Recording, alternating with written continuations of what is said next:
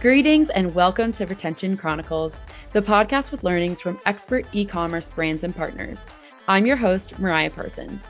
If you're here, you're either on a quest for e-commerce enlightenment or you accidentally clicked the wrong link. Either way, I am thrilled you stumbled into our corner of the internet and I hope you'll stick around. We've got pearls of wisdom for everyone, whether you're running a multi-million-dollar business or simply just starting out on your entrepreneurial journey. Before we unleash the brilliance of today's guest, let's give a shout out to our podcast sponsor, Malomo. Malomo is so much more than just another Shopify app. They're post-purchase wizards, making beautiful and branded order tracking smoother than a jazz solo, so our amazing founders, like our guests, can keep their customers happy and up to date while they track their orders. So hit that subscribe button, like it'll increase your LTV overnight, and go listen to our other episodes at gomalomo.com. That's GOMALOMO.com. Get ready for insights, chuckles, and perhaps a profound realization or two with this newest episode of Retention Chronicles.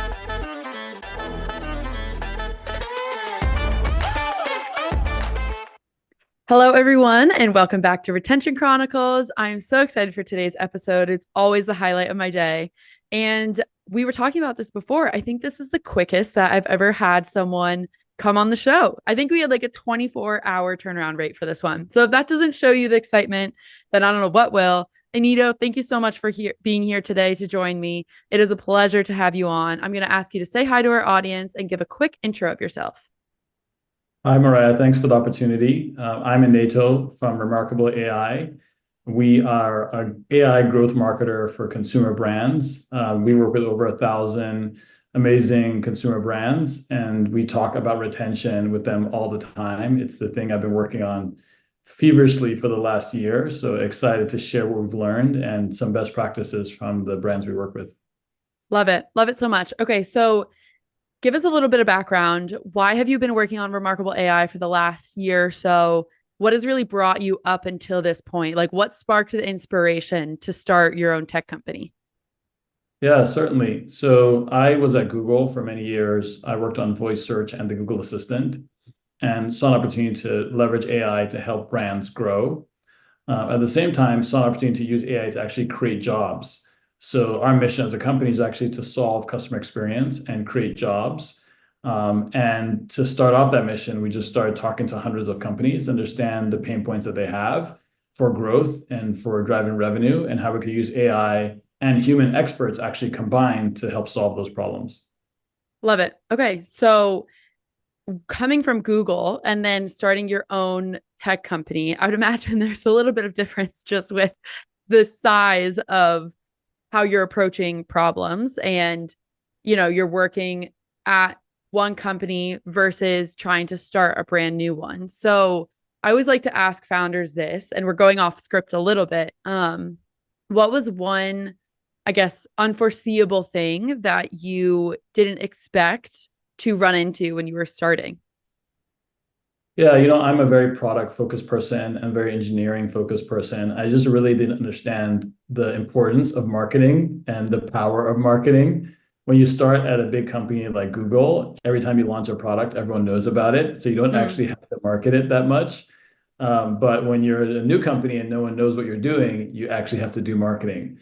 And for many, a long time, I was kind of ignorant of that, and it hit me in the face. And once we really started investing in marketing, we started to see a lot of success. I know that seems obvious to all the marketers listening, but from a product or engineering focused person, your point is like, hey, if I build an awesome product, people are just going to love it, right? But if people have to know about it, so distribution is so much more important than product, and it's a lesson I had to learn the hard way. Yep, makes sense. No, I laugh because it's also just exactly what we're doing here today, right? Like marketing is so important, and I think that because we're so surrounded by marketing, it's easy to forget about, right? Like there's just marketing in everything. So I find myself, before I was an industry marketer, not even realizing the influence that it plays on your life. And then you kind of learn the lesson of like, oh no, it really takes a lot of effort to be able to get something out there that doesn't already have this like buying power, this sticking power, like something like Google. So I think it's a fun reminder for everyone that it definitely does take uh a little bit of a hard awakening to like, oh, whoa, I really have to invest time here. And it isn't just as easy as, a click of a button or something like that to generate something and then get people to Yeah. engage And with just to it. add on to that, like when I meet new entrepreneurs and new founders and they're telling me about their product, I'm like, stop, just focus on marketing, Yeah.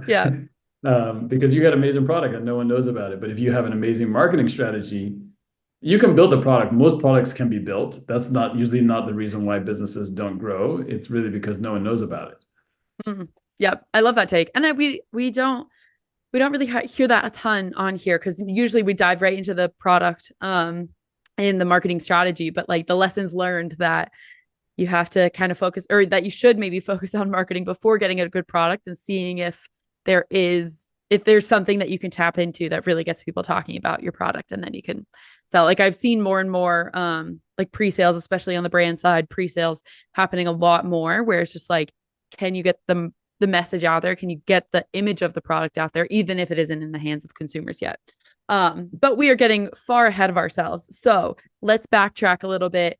Tell me a little bit more about Remarkable AI, and then we'll go into, I'm curious to hear where you invested marketing first, but give us the background first. Yeah, so Remarkable AI, we are AI growth marketer for consumer brands. We work with everything from beauty products to fashion and clothing to food to even pet supplies. And our focus is really around helping brands deliver that one-to-one customer engagement.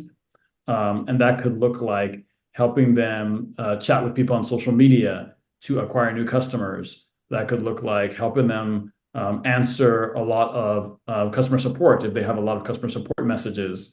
Or it could be helping them win back customers who have not shopped in a long time and drive revenue from that existing customer base. Okay, lovely. So kind of expanding the whole customer experience, right? So question for you around data, because right, AI is so inherent on data and how the software understands historical data, but then also the data that is coming in from each individual interaction. So I'm curious because I feel like AI is one of those things that everyone is super tapped into right now. And do you find that with the customers that you're working with, are they trying to see patterns from, you know, even if it's just general patterns of everyone who works with you all of like, oh, are they seeing this uptick in, I don't know, like complaints on social media or customer support issues around Black Friday? Like, are you looking at the comprehensive data of everyone that you're working with and then kind of telling like through reports or something like that to the rest of your consumers of like, oh, this is maybe quote unquote normal for your category or your industry or your vertical? Are you trying to like analyze and splice and dice? Is that the saying? Slice and dice. Yeah. um, the data that way? Yeah, we do that. We actually have a free tool that we offer that does that, Nice. that offers automatic customer insights. You can plug in your help desk, your social platforms, your reviews, your surveys, and it can automatically analyze it for you. But just being very frank, most of our clients don't have time to look at this Mm-hmm. stuff. They just want the answer. And I think that's what you Yeah. were asking as well is, hey, what is happening with my customers and are other companies seeing the same thing? And they Mm-hmm. just want to know the answer to that and what's Yep. working and what's not working. So I can answer that for you, like at this point in time. Many brands are struggling with the cost of acquisition. The traditional Meta or other performance marketing approaches just aren't as effective as they used to be. Probably not used to you or to the listeners. Some brands are seeing success, but most are kind of struggling. And also on the marketing automation side, for email marketing, just people feel like customers are a bit jaded and things just aren't as working as well as they used to. So most brand marketers are looking for new ways to get above the noise and attract consumers and get customers to come back. And on the customer side, like how customers are feeling, I think coming out of the pandemic, a lot of customers were really getting very aggravated and really being very annoyed with brands. I think more so than usual. And I think that has continued, like the expectation that people have in like an Amazon world is very high. They expect a very high level of service. They expect like instant refunds, free shipping, like the expectations are super high. And that's just tough for emerging brands to really measure up to because that's, not as cost efficient. Yep. Yeah, for sure. Um, yeah, I feel like this is one of the things that obviously I see a lot just as a consumer of like noticing, oh, this brand is like going down this route and really maybe trying to acquire through meta ads on Instagram or through TikTok. Um, and just seeing like, oh, this brand is choosing to be really founder facing versus this brand is choosing not to. And so I feel like there's obviously a lot of nuance. And I'd love to hear and go further down this rabbit hole of I feel like social media right now is what is tying a lot of my attention as a consumer. And I think it's something a lot of brands are trying to figure out just because it's quote unquote newer than say something like email marketing. And so with AI, remarkable AI, are you seeing that your approach is different on social media platforms? Like given I call it, I guess, the more chaotic nature of something like TikTok Yeah. versus something like Facebook that is a little bit of a more traditional um, marketing approach or more traditional audience of like you're probably going to have um, millennials on that platform versus Gen Z on TikTok. Yeah, certainly. So we work across the full customer life cycle. We help with acquisition, we help with customer support, and we also help with retention. Talking about the acquisition side, we've definitely seen success from our clients focusing on newer platforms like TikTok and also YouTube. Of course, people know like the general ways you can acquire customers from social. You can run ads, you can partner with influencers, and you can create your own content. And all of those have some costs and some scaling challenges associated with them. And just by listening to our customers, we actually uncovered a new way that many brands are already doing today. But we figured out a way to scale it. So that way is, building a community around your brand, but in a very light touch way, just engaging in communities that are relevant for your brand. So I'll Mm, give you an example. Like we work with several beauty brands. One example would be like a Shea Moisture, which is like a hair care brand. yep. And anytime someone talks about curly hair or natural hair, Shea Moisture will actually engage on that person's content, basically like commenting on their content um, with like a personalized comment. And it's not salesy, it's just positive. Like, hey, you look great. Or like your curls are popping, like whatever is the brand appropriate way to respond. And customers love that. They're like, wow, this brand noticed me. So they Mm-hmm. like, they reply, they follow. It's more like a top of funnel. And ShameWorks uses our platform to scale that because obviously you could do that yourself. You could hire an intern or hire an agency to do that. But if you want to do like thousands of these comments per month and then track it, make sure it's on brand and continue to improve that, like that's something you can do through our platform. But I would encourage every founder just starting out, just like get your name out there, go engage in all these communities. There's so many things to do as a founder of a brand or as a marketing leader. But if you can figure out a way to like staff this, is way more cost efficient than ads or partner influencer marketing and so on. Yeah. Okay. I love this. So, because I would have probably, before talking to you, I probably would have put like engaging or community in like a separate bucket.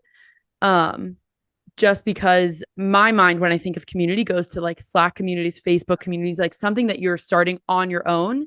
And I've always seen that as another thing, I guess, like pull attention or like just another thing to do, not necessarily going in tandem with social media growth. So I like that we're looking at it through this lens of building the community in social media, but not necessarily like creating your own group, like kind of uh what's the word? Like ricochet or kind of bouncing off of the engagement of maybe like an influencer or someone posting or just uh, micro or macro influencer, someone posting and you just being tuned into the audience Yeah, enough and using a tool that can help you, you know, find that conversation at the right time, at the right place, say the right thing, yeah. all that. And some of the brands we work with have taken this further. Like one company we work with called Hyperskin, they actually use this to, first of all, identify the influencers that are relevant for them. seed them with product. So they send product, they had a new product that they were launching, and we used this platform to send product to those influencers. And then we tracked which of those influencers actually posted. So it's a full circle where those influencers are basically creating content and sharing it into their community about this particular product, which is the most exciting thing. And it wasn't paid. It was just, we engage with them and then we send them product and then they post it. So that can be tough to scale, but that's I think something that all brands should do in this current age, particularly on social platforms where like beauty products, clothing products really can catch fire and be a huge lift for your business. Yeah. Okay. So yes, this is also something. So I recently went to a like founder retreat, I guess you would call it, or founder boot camp is a better word. And this is one of the topics that came up, is like how to basically understand influencer marketing and like where to put your money, because there's obviously the debate between like, do you go with a bigger audience with an influencer rather than a smaller audience that's maybe really engaged? Like, where do you kind of, I guess, decide or judge, or where do you put all your eggs in one basket with one influencer and really go like all in on that, or do you have a couple of other influencers that are like chiming in, so there's a lot of things that you can I guess untwine or try and sift through when you're looking at influencer marketing. And I feel like if you send a product as a brand, you are saying like, oh, we don't expect anything of you. We're just sending this to you because we like your content. And if someone makes a post about it, then that's huge and it's genuine. And you can kind of suss out maybe later down the line of like, oh, this person, when we sent them free product, they made that video and it worked really well with their consumers. So let's like dive in and do a full partnership and like pay for XYZ ad or content with that brand partner. So I can also see that play as being like a way to A/B test of like, where does your product really resonate without fully committing to like a contract or an NDA or, like something that is, I guess I'll use the word like legally binding or financially binding, where you commit to something that you're not sure of, maybe it'll even resonate with someone's audience. What do you think about that? Like, have you seen or thought about trying to use that strategy of sending free product and seeing who posts about it, whose audience really resonates with it, to kind of A/B test like a longer term relationship with an influencer? Yeah, I think you covered all of it. I think the only thing I would add, maybe two things, is that's why the selection of who are the right people to engage is very important. And with our platform, we use AI to help with that, because you want to choose people, like you said, who this is authentic for them, because that's actually what's going to move the needle the most. If consumers are smart, like if they can tell that this person is just pitching product, it's not going to work. But if they're like, wow, this person genuinely loves this product and is really doing it just because they love it, that's what's going to create those long-term connections with their community. And so I think founders know that. They know that they should intuitively go for influencers who are going to love it. And this is just natural and it fits. Whether they're big, whether they're small, like that's who you want. And that's like the long-term partnerships you want to make with these people. Yeah. But I do want to switch gears and talk about retention, because I know probably like a lot of your listeners are like, hey, this is all social media. This is all You read my acquisition. mind. Yeah. Can we get back to email? And even though you said hey, email's been around, a lot of our clients have actually figured out new ways to drive a lot of revenue through email. And I know, let me just talk about like broadly, like we're seeing 50 to 100 times improvement in revenue per recipient from some of the techniques that our clients are using. So That's awesome. If you think your listeners are interested in like increasing by 5,000%, They are. I would love to share some of the learnings we're seeing there. Because I think it even surprised me. So can I tell you what I was surprised about? Please. I would love to hear it. I do. Yeah. So many of your listeners probably know a lot more about me in this topic, but like I've only been looking at it for like the last year, like I said. But when I came into this world of email marketing, I said like, hey, I'm sure this like win back stuff has been solved already, right? How could this be unsolved? But I was shocked. Right. So much of marketing automation is on the welcome series, which is like those pop-ups you see on the website where you put in your email, your phone number, and then you get an email. And then the second is like on the abandoned cart. And the third maybe is on like the browse abandoned. And this is where the majority of the money is made in marketing automation across all the clients I've looked at. Would you disagree with that? What do you think about it? Yeah. Oh, for sure. Especially just with Malomo too, of it is kind of crazy sometimes to see the uphill battle, or like how much resources are dedicated to the acquisition side and not the retention side of like, whoa, this isn't even thought about in some for some brands. Yes. So Yeah. a So thousand when we would percent. go into the marketing automation accounts of our customers and we love all these partners, it's not a fault of the platform. Like either they didn't have a win back strategy at all, or it was very underdeveloped. It hadn't been updated in a long time. And these companies were sitting on tens of thousands, hundreds of thousands of customers because they've been around for many years and they've acquired a lot of customers who've shopped with them but haven't shopped recently. And so that was like the first insight, is that most brands are actually sitting on a gold mine of customers who have loved their products and just forgot about it and just faded away. Mm-hmm. And so just put some effort into win back and you will make more money. That's Yeah. step one. Step two we uncovered is that everyone's kind of receiving the same emails. Like you can imagine what it looks like. It's like a grid of product with some visual flair and like the logo of the company. And then there's like a button that says, click here, come back, and so on. And customers, I think, me, are a bit jaded by that because it all kind of looks the same. And so the tactic that we took is taking a conversational approach, which is like, hey, this is a message to you from an actual person. And if you reply to it, an actual person is going to respond, right? And so if you're a smaller brand, that's not unscalable. Like you can respond if people have a question. And so address people like a human, like write them an email because it's going into their email inbox. And some brands are doing that, but most of them are still going with like the grid of products kind of template approach, which does work. But I'm saying layer on this like personalized strategy as well. What do you think about that? Yeah. So I feel like this is, I mean, it's right at the alley of what I have had my experience in with ecom, of if you go that extra mile with your consumers and letting them know who is behind the brand, or it doesn't even have to be like right the face of the founder, but just someone is there, it really does make a difference. And personalization can go such a long way for the customer relationship, but also the business relationship of being able to get their business back and earn it back. Because it's not just like any brand knows, it's not just a guarantee that you get a customer once they're ever going to shop with you. You have to keep iterating on that process and on that relationship. Yes, yes, you're exactly right. And the brands we work with, they see, let's say, $5 to $10 revenue per recipient or more from this kind of like personalized one-to-one win back. The other element that we add is like looking at the conversation history that the customers had with the brand. So let's say using a help desk platform like Gorgeous or Zendesk or Salesforce or Gladly, all the platforms, like that's actually another gold mine. Like there's so much information that customers have shared with you about their preferences, why they stopped shopping with you, the issues they had with the delivery.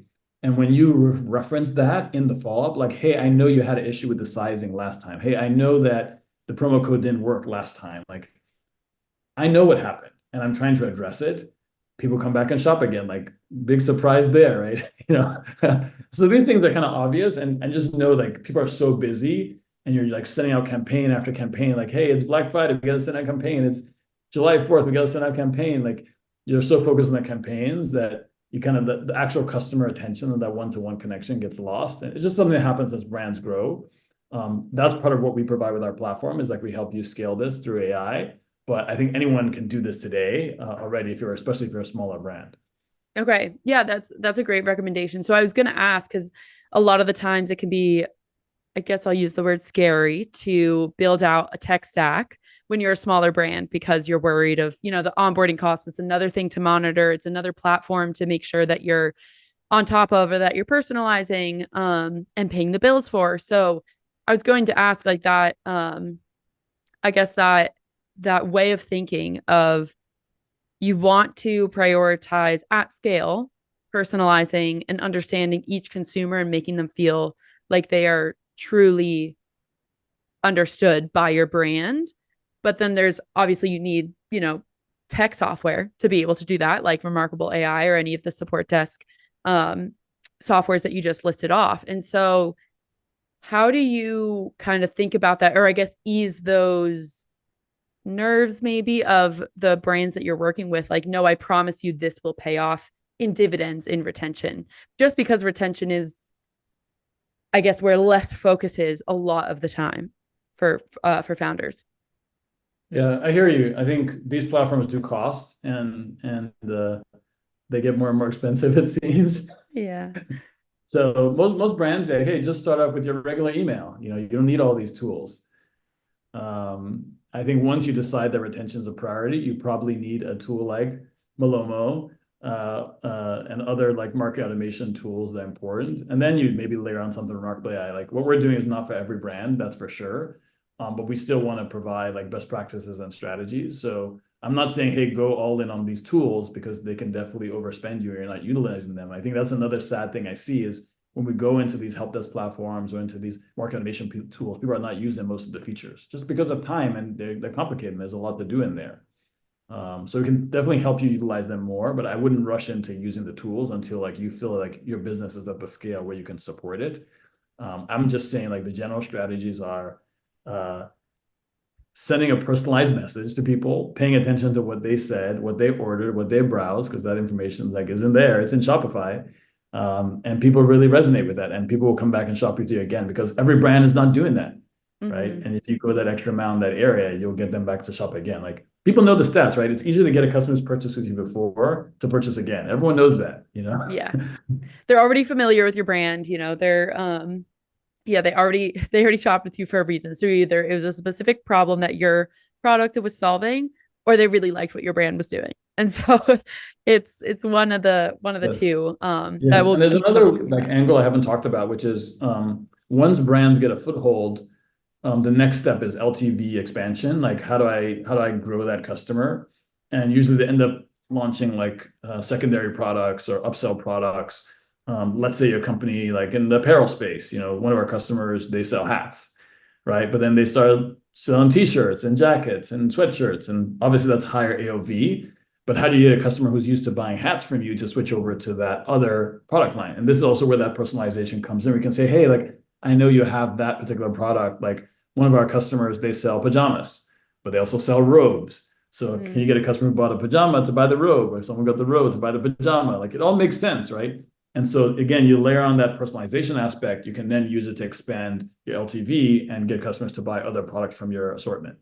Okay, awesome. So I love that play. So with, cross sells and upsells, are you ever looking at, are you ever trying to use like customer data to inform what product development should be? Of like, if you're really trying to expand LTV, or AOV of an order, are you guys at all looking at, trying to understand your consumers, of like people saying, I wish you had XYZ product and I would really like to buy that during, like a product feedback survey or something like that? Yeah, certainly. I think that's not our area of specialization. Like we have the tool that provides all those insights and all that data. But just because a customer is like requesting a particular product doesn't mean they're going to buy it. And doesn't mean that it makes sense for your business either. I think founders have a much better perception of the market and like what products are appropriate and like what direction they want to go. So when we start with a client, we're actually trying to understand their strategy. Like I'll give you an example, like a lot of the subscription brands we work with actually are now offering one-time purchase, right? And so let's bring it back to retention. Originally, your retention goal is, hey, people who unsubscribe or cancel the subscription, let's try and get them back in a subscription, right? But people who unsubscribed, maybe we should get them into a one-time purchase. Yeah. Right. And then people who came in for one-time purchase, let's get them into a subscription. And it's okay for people to like move between these journeys. Like, would you rather that someone comes back for one-time purchase or comes back at all? Because sometimes people just don't want subscriptions. I'll tell you an example of a campaign we're running at the moment. First, we tested people who canceled their subscriptions, trying to get them back into subscription. We got some results, but it wasn't amazing. Then we tested getting them to come back for a one-time purchase. Some of those people actually came back for a subscription. Right? Interesting. Just by not pitching them so hard about coming back for a subscription, they actually come back more for a subscription. So just being open and like meeting people where they are in their journey. I know you have your business goals, like, hey, I'm a subscription business. I'm trying to get everyone to subscriptions. One-time purchase is also working. I think more and more brands are basically offering both strategies to get the maximum set of consumers. Yeah. Yeah. It's so funny. Like just the humanness to it, right? Of a little bit of paradox where it's like you can try so hard to get someone on subscription and they're not going to do it just because they feel like they're not the one in the driver's seat. And then you just say, okay, but what about a one-time purchase? And then they're like, okay, I'm actually just going to do subscription instead. Yeah, because it's a better deal. Yeah, exactly. Yeah. So it's just, it's one of those funny things that, makes you kind of zip out of the business side and just like, and these, yep, we're all human. We're all just, we're all just Yeah. guessing at, Yeah. Another thing you at can do to best. get at when you do this one-to-one interaction, you can uncover what you're getting at. Like, what is holding you back? Like, what is your challenge? I think one of our brands has been very successful. A lot of times it's pricing. Like, hey, it's not in my budget. I can't afford it, particularly if it's subscription. And the response might be, hey, like we have uh, uh, split payments. We have like Klarna, Afterpay, all the different providers, right? And that's it's not something you want to offer every customer, depending on how like affects your margin. But in that one-on-one interaction, like it's okay. It's more discreet. People feel more comfortable sharing. Hey, it's just not in my budget. That's the reason. Well, there's this other way for you to get what you want, and you can explore that. So when you do these one-to-one interactions, you can uncover some of those needs that you decide, and you can decide whether you can solve them, whether it's a payment issue or something else. Oh, that's awesome. I love that, that application of it, of just seeing the response and the challenges with subscription. So you get a little bit more customer intel. And I actually this morning saw a LinkedIn post from one of my favorite founders, Mackenzie Bauer at Thread Wallets. And she was saying their whole company reached out to 20 customers, like the unknown, never had a relationship with before, just to have a conversation throughout the month. And she had written about just the renewed sense of I should really be doing this monthly and like checking in with people, just seeing how they're responding to products or what they want, or like different struggles that they're having. And that, give or take, some would say that's not doable for certain founders or stage of business that you're at, and could use a tool like Remarkable AI to help you get in front of those issues and still be scalable and an attainable goal. So I love the thought process of trying to use, like if you're not seeing results in the specific campaign that you're running, questioning why you're not, and then trying to Yeah. get more On data that thread, collecting. like just simple thing, like any person who's working today, like they don't have to use marketing automation. They could use Klaviyo, they could use Shopify. Shopify has a free email marketing, right? Mm-hmm. Just a simple question, like the subject line can be quick question. And it says like, hey, I'm Mariah. I'm the founder of XYZ company. I'm a real person. Yeah, I noticed you hadn't checked out 1 to 2 sentences. Could you tell me why? Yeah. Most people won't respond to this, but the people who respond, it's actually very high intent. And if Mm-hmm. you answer their question and solve their challenge, they will purchase. And we've seen like 40% conversion rates from this type of strategy for some of the brands we work with. Yeah. So again, very simple thing you can do for free if you're using Shopify because they have the email marketing.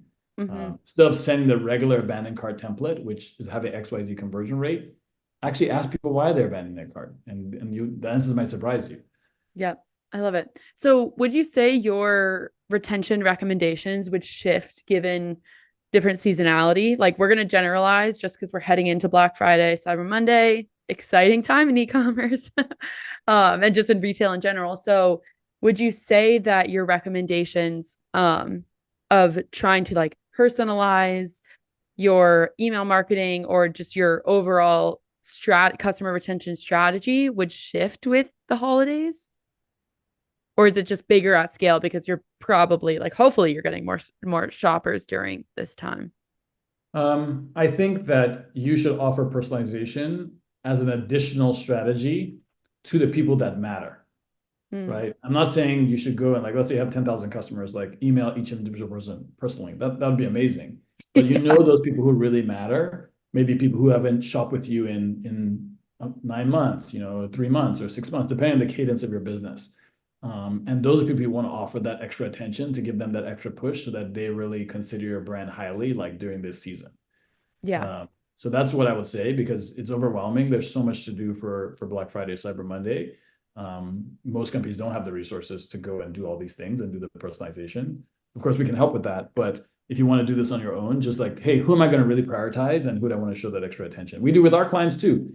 We send our clients gifts for the holidays, right? And like we try to prioritize people who have the longest relationships with us, who are the most invested, because we really want to thank them for their partnership. Yeah. Okay. Love it. Yeah. And I love it's always no, and nobody will ever fight a gift for the most part, right? It makes people feel special. Um, we're going to wrap up in a little bit, but I wanted to ask first if we've been talking about a lot of like use cases, a lot of case studies, just a lot of like different ways that you're working with brands to innovate in their to innovate in their tech stack and to really personalize their experience and understand their customers. So are there any other like memorable strategies or memorable collaborations or campaigns that you think would be valuable for our audience to hear that we haven't already discussed? Yeah, so we've talked about chatting with people on social media to acquire customers. We've talked about giving this like one-to-one personalized connections to win back customers. I think the area we haven't talked about much is the customer support side, because what happens every Black Friday is you do these promotions and you send out these emails, and then people order, and then they have all these issues, Yep. where there's like order status and delivery delays, and a lot of it is out of your hands. And then post that, then there's like, hey, I want to return, I want a refund. And I think those are also places where you can have a magic moment by giving that extra touch and personalization and really thinking through that customer journey. So turning a shipping issue into a magical moment, turning a refund into actually an upsell or like a replacement and a magical moment. We've really seen some of our customers like go above and beyond. And that's really just with their policies to really build a relationship. Like someone came into you because you spent all this money. It's shocking, right? People spend so much money on Meta, TikTok, Google, whatever, to acquire, and now they have the person, and then they let them go so easily with such like a negative experience. Yeah. So an example might be like, hey, you paid for extra shipping and it didn't get shipped on time, the gift didn't arrive on time. Like everyone can imagine this scenario. And then you're still sticking to your policy instead of like, hey, I'm shipping one myself personally. I'm going to walk over to the post office and do it right now. Like there's some in our office, like we're going to go do it right now. Like people get it and they're aggravated, but they appreciate that you're going above and beyond in that moment. So I think just thinking about your contingencies. Of course, you can use a partner like us to help you like scale your customer support efficiently, to solve like that ticket backlog and respond to customers quickly. Like that's the first piece, but just thinking through how you're going to create magic moments when those issues do occur, I think is another strategy that a lot of brands miss. And then they end up creating a bad perception from what should be like a very positive experience. Yeah, this is something we see all the time. And there's this stat, I'm forgetting who originally published it, but the stat is 84% of people, if they have one bad shipping experience, won't shop with your brand again. And so that has always stuck with me because obviously we're in Malomo, we're in the shipping and order tracking space. We're not actually the like fulfillment side, but we are the communicative side of that brand's or that customer's experience with a brand. And so we see time and time again that no matter how much you try, you will not be able to, like a brand will not be able to predict every single thing. There will be shipments that are delayed or lost or XYZ withheld or whatever else, right? And so trying to think through how, even if it's not at scale, how you can address like those one-off personalized or those one-off interactions with people where it's like, okay, maybe at scale you couldn't have, founder or brand company send something directly, but how can you mitigate so that this customer that is putting in the effort to email you about something and really cares and is really frustrated, how can you help mitigate some of that? And then at a scalable way, you can, put things like banners on your tracking page or website or social media or whatever else. It's like, if you've ordered with us, we know there are delays, we're aware of it, just so that you also protect your customer support team from getting inbound questions around where's my order? Because as I'm sure you all see with customer support, there's a huge influx of just issues that come your way. So anything that you can do to mitigate that is I welcomed by many. Okay, so after talking about Black Friday, Cyber Monday, I know that this episode is going to be released like right in the midst of it. So I think it'll be really exciting right before kind of November, which it seems like is the most chaotic time for brands. But while we're finishing up this convo, I always like to ask our guests, are there any promotions or launches or anything that you're really looking forward to that you can kind of give us like a sneak peek of, or by the time that this episode is airing will be live? It's okay if the answer is no. It's just always fun to see what people say. Well, Remarkable AI is actually a new name for our company, which we just launched this month, October. So and really exciting. just to talk about how we serve brands across the full customer life cycle. we started our journey in customer support, but as we talked to more brands, they really needed help with retention, with acquisition. And I think specifically retention has been where I've been focused this year, and brands are just making, like I said, 50 to 100 times what they're used to making in terms of revenue per recipient. So I would encourage all brands to go to beremarkable.ai if they want to increase their revenue from retention. Okay, love it. Thank you so much, Aneto. It's been a pleasure to have you here today. Awesome. Thanks so much.